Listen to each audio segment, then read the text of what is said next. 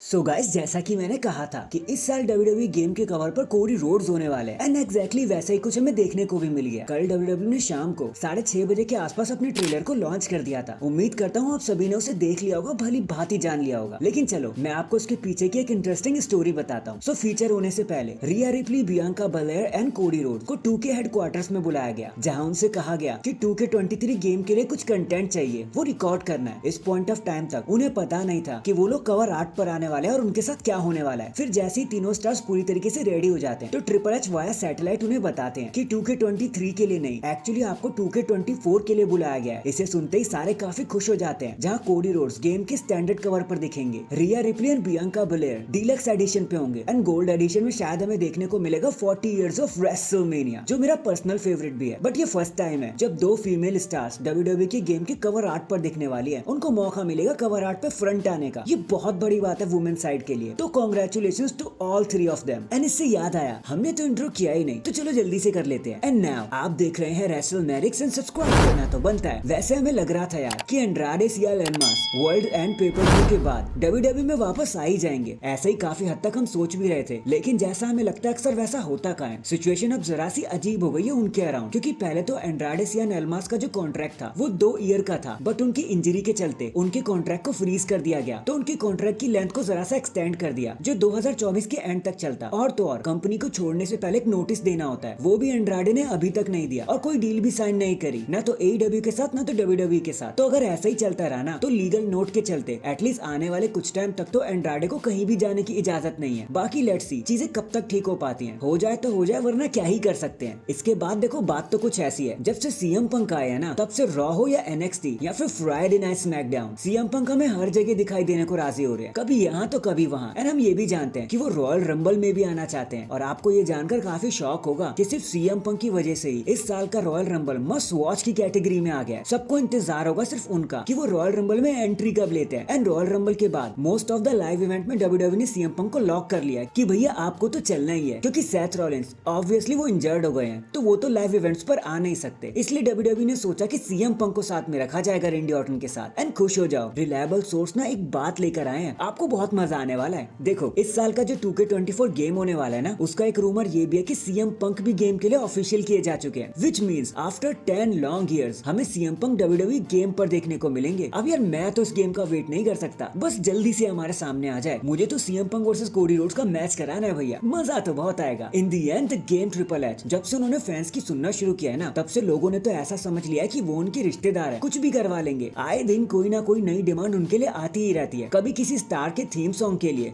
तो कभी story line के लिए। और देखो, ऐसे ही कुछ इस बारी भी हो गया। कुछ फैंस ट्रिपल एच के पीछे ही पड़ गए कि भाई शॉन स्पियर्स, जो कभी टाई डिलिंजर हुआ करते थे, उन्हें रॉयल रंबल के लिए बुक कर दिया जाए। एंड फैंस ऐसे मैसेज करना छोड़ ही नहीं रहे, ट्विटर पर उनके पीछे ही पड़ गए कि भैया आपको लाना ही पड़ेगा। मुझे सच में नहीं पता कि ये होने वाला है या नहीं होने वाला है, बट सीरियसली ट्रिपल एच को पिस्ड ऑफ करना बंद कर दो यार, वरना अगर वो विंस की तरह बन गए तो फिर भगवान ही मालिक है। So that is it guys, अभी के लिए तो बस इतना ही। आप मुझे बताना, आप होते तो ट्रिपल एच से क्या डिमांड करते, कमेंट करके जरूर बताना। एंड चैनल पर नया है तो चैनल को जल्दी से लाइक एंड सब्सक्राइब कर दो। बाकी मैं मिलता हूँ आपसे किसी और अपडेट के साथ, तब तक के लिए अपना ख्याल रखें और खुश रहें।